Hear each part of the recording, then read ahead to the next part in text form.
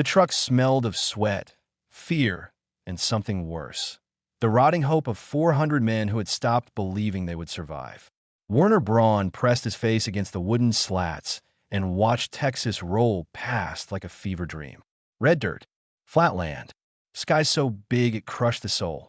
He was 23 years old, a former tank commander of the Afrika Korps, and he was certain he would die in this strange country before winter came. 3 weeks earlier, Werner had stood in the burning wreckage of his Panzer III near Tunis. The British Eighth Army had shattered Rommel's forces. The Desert Fox himself had fled back to Germany, leaving his men to surrender or die.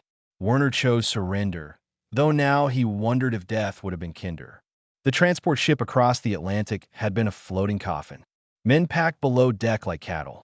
No air, no light, dysentery spreading through the holds.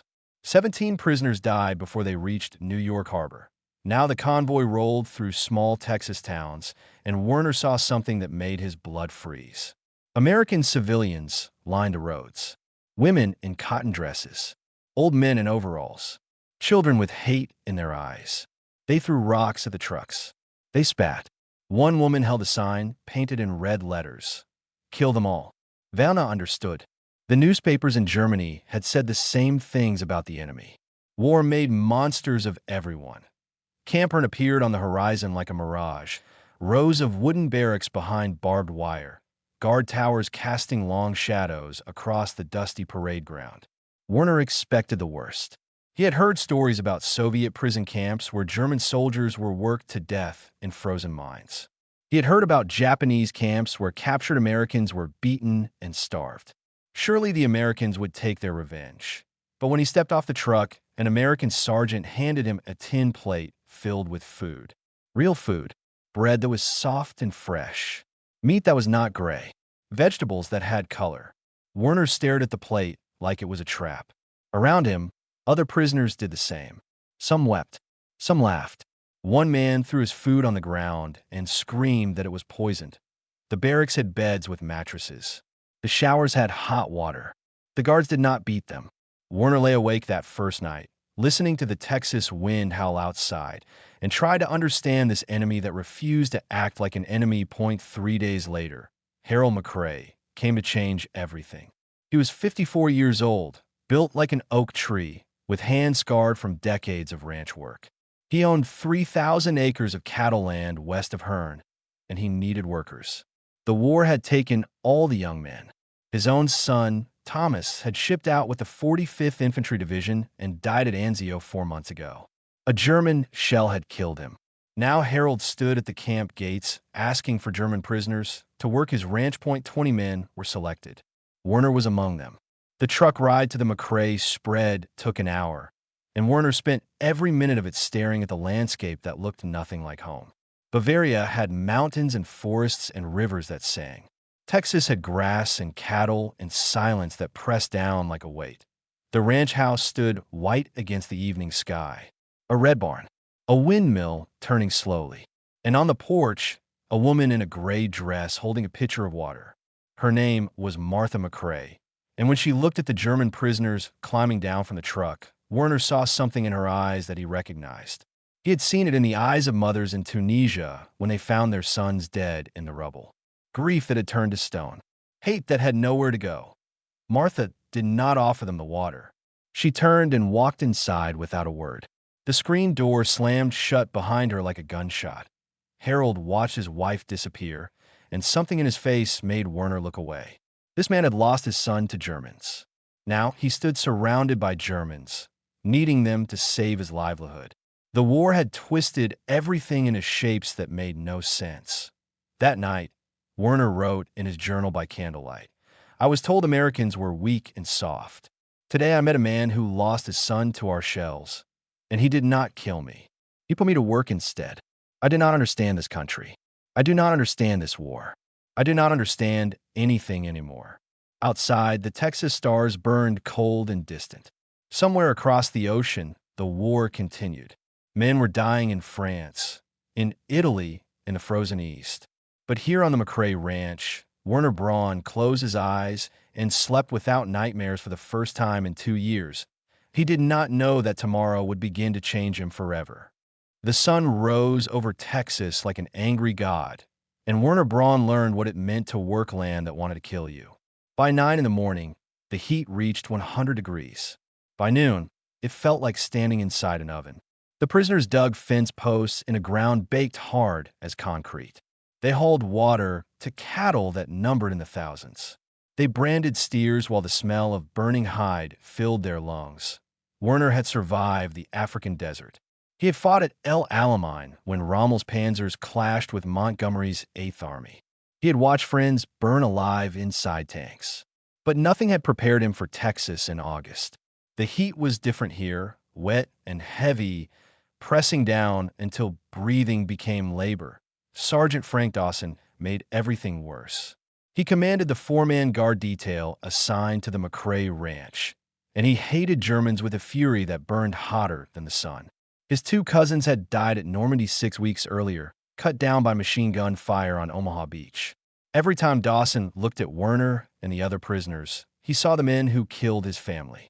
"Work faster," Dawson shouted, kicking dirt at a prisoner who had stopped to catch his breath. "You Nazi bastards don't get rest. You get what you deserve." Harold McCrae watched this from his horse. He said nothing that first week, but Werner noticed things. Harold brought extra water to the fields himself.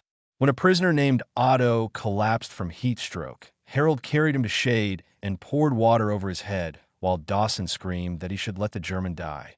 The other guards were different. Private Billy Thompson was 19 years old, from a small town in Oklahoma. He had never seen combat. He watched the prisoners with curiosity rather than hate. Sometimes Werner caught Billy staring at him, as if trying to understand how an enemy could look so ordinary. On the 8th day, Werner found a broken hammer near the barn. The head was loose, dangerous. He could hide it. A weapon. A tool for escape. The thought flickered through his mind like heat lightning. But then he thought of Harold carrying Otto through the dust. He thought of the food and the beds and the showers. He brought the hammer to Harold instead. Harold fixed it without speaking. Then he pointed to the hammer and said the word slowly, "Hammer." He pointed to a nail. "Nail." He pointed to the fence. "Fence." This became their ritual. 5 words every day. Werner collected them like precious coins. Cattle, horse, water, Sunday work. The English language began to take shape in his mouth, rough and strange, but real. Not everyone approved. Sergeant Major Dieter Hoffmann had been a true believer since 1936. He wore his Nazi loyalty like armor, even in captivity. At night, in the barn where the prisoners slept, Hoffmann gathered men around him and whispered poison. "The war is not over," he said. "Germany will triumph. The Führer has secret weapons that will destroy the Allies. And when victory comes, collaborators will be punished. Remember who stands with the enemy." He looked directly at Werner when he said this, but the war news told a different story. The guard's radio played reports from France. Paris had been liberated. The Wehrmacht was retreating on all fronts. In the east, the Soviets were crushing everything in their path. The prisoners listened through the barn walls, and some of them began to doubt. Werner wrote in his journal, "Hoffmann speaks of victory, but I saw our armies broken in Africa. I saw the endless ships bringing American soldiers and tanks. Germany cannot win. Perhaps Germany should not win. I do not know what I believe anymore." Martha McCrae remained a ghost. She cooked meals for Harold, but never appeared when the prisoners were present. Werner glimpsed her sometimes through the kitchen window, her face pale, her eyes fixed on something far away. He learned from Billy that Thomas had been her only child. She had raised him alone while Harold worked the ranch. Now the room where Thomas slept remained exactly as he left it, a shrine to a boy who would never come home. 3 weeks passed. Werner's English improved. Harold began trusting him with more complex tasks. Dawson's hatred never wavered, but something else was changing. The other prisoners watched Werner. They saw that cooperation did not mean betrayal. They saw that survival might require adaptation. And in the distance, storm clouds gathered on the horizon, dark and swollen with rain. Harold looked at the sky and frowned. "Bad one coming," he told Werner. "Real bad." Werner did not yet know how right he was. The sky turned green, and Harold McCrae knew death was coming. He had lived in Texas for 54 years. He knew what that color meant. A storm was building to the west, black and churning, spinning with the kind of fury that could flatten barns and drown cattle in minutes. 3,000 head of livestock stood in the low pastures near the creek. If the flooding came before they moved, Harold would lose everything that he ran as Sergeant Dawson. I need all 20 prisoners released from lockdown. Every man. Now. Dawson laughed. You want me to let Nazis run free in a storm? They'll scatter like rats.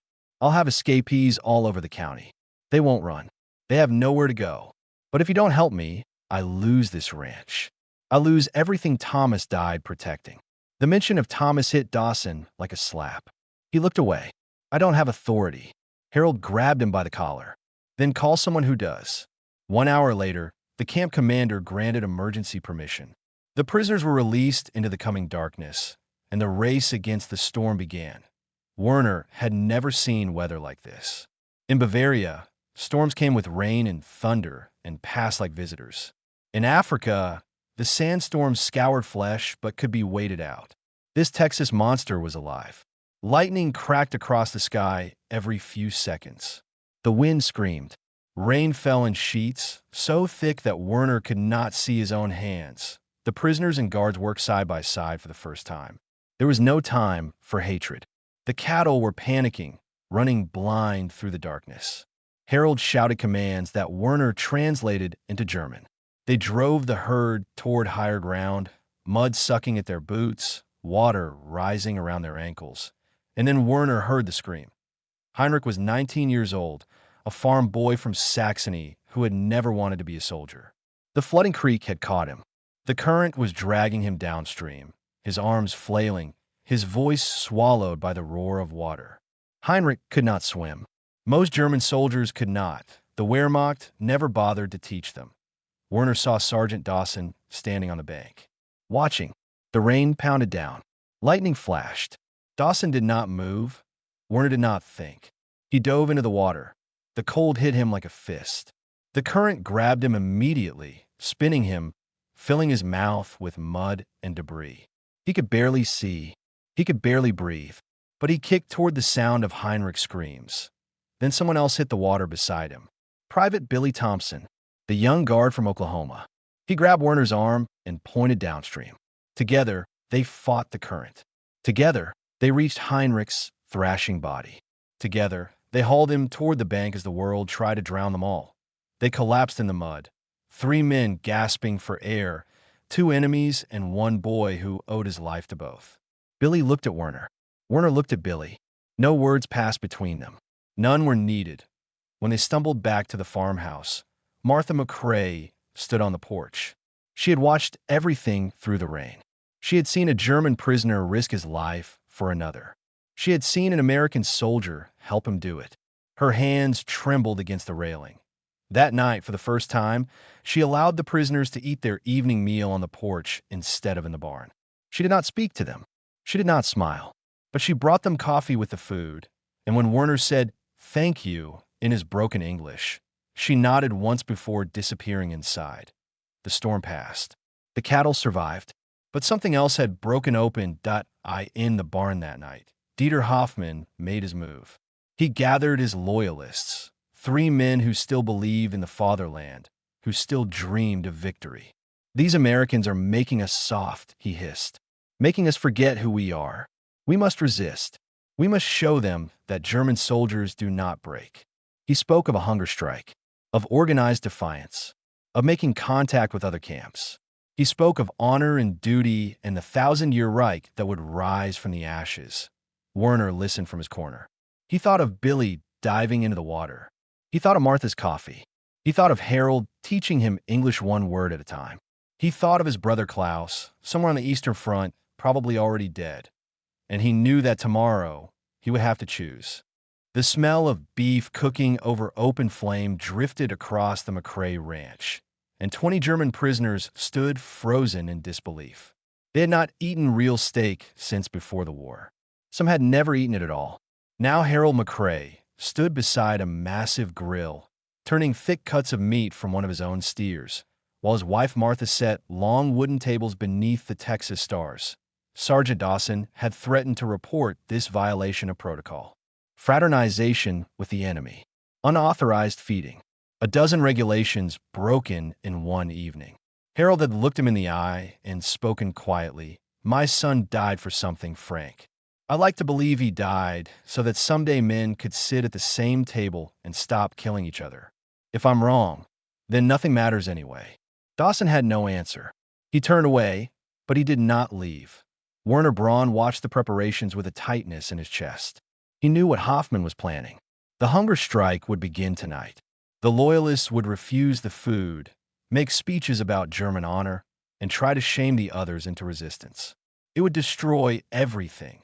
The fragile peace, the growing trust, the impossible kindness that Harold and Martha had shown. That he found Martha alone in the kitchen, preparing potatoes.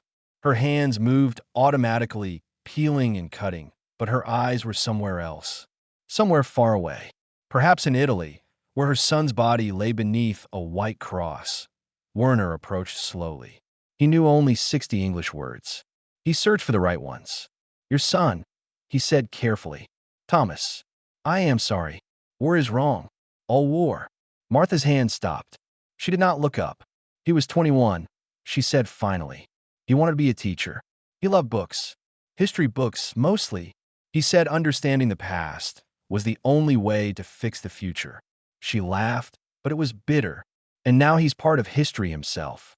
Werner reached into his pocket and pulled out a worn photograph. His brother Klaus in uniform, standing beside their mother in front of the family farmhouse. Klaus was smiling. He always smiled. My brother, Werner said. 20 years. Eastern Front. I do not know if alive. Martha finally looked at him. She saw the fear in his eyes. The same fear she carried in her own heart. She reached into a drawer and pulled out a photograph of Thomas. Young, handsome, full of life that was now gone. They stood together in silence, two people from opposite sides of a war that had taken everything from both of them. Martha began to cry. So did Werner. Neither was ashamed. Outside, the tables filled. Prisoners sat beside guards. Harold served the steaks himself, placing each one on a plate with care. Private Billy Thompson took a seat next to Heinrich, the boy he had helped save from the flood. They could not speak each other's language, but they smiled and nodded and raised their glasses together. Then Hoffman stood. Brothers, he shouted in German, look at yourselves. Sitting with the enemy like dogs begging for scraps. We are soldiers of the Reich. We do not eat at the enemy's table. He moved toward Harold, fists clenched. His 3 loyalists rose behind him. Werner stepped between them. He spoke in German, loud enough for every prisoner to hear. The war is lost. We all know it. The Allies are in France. The Soviets are at the gates. How many more must die for a cause that is already ashes? He pointed at Harold. This man lost his son. His wife lost her child. They have every reason to hate us. Instead, they feed us. They treat us like men. Is that not what we wanted, to be treated like men? Is that not what Germany forgot how to do? Hoffman swung at him. His fist connected with Werner's jaw. Werner staggered, but did not fall. He did not fight back. Hit me again if you need to, Werner said. But I will sit at this table. I will eat this food. And I will remember that kindness is not weakness. The other prisoners watched. One by one, they sat back down. Even Hoffman's loyalists. Even the hardest men who had fought in Russia and Africa and seen horrors beyond words. They sat, and they ate, and they said nothing. Dawson remained standing longest. His face was stone. But finally, slowly, he pulled out a chair and joined the table. He did not speak, but he ate. Harold raised his glass. To the boys who won't come home. All of them. Every side. Germans and Americans drank together. Martha came out with more food, and when she passed Werner, she touched his shoulder briefly. A small gesture. A universe of meaning. Months later, Werner was transferred to another camp. Before he left, Martha gave him a package, a photograph of Thomas and a letter. Show this to your mother when you go home, she said. Tell her an American woman sends her love. Werner kept that letter for the rest of his life. After the war, he returned to Germany. Klaus had not survived Stalingrad. But Werner kept his promise that in 1962, he came back to Texas. Harold had died of a heart attack in 1958. Martha, gray and weathered, met him at the gate. They did not speak. They simply embraced two people who had found something human in the wreckage of war. Some things cannot be explained. Some bonds exist beyond nations and flags and the graves of young men. Werner Braun understood this, standing on a Texas ranch as the evening stars appeared. He had been the enemy once. Now, he was something else entirely that he was remembered.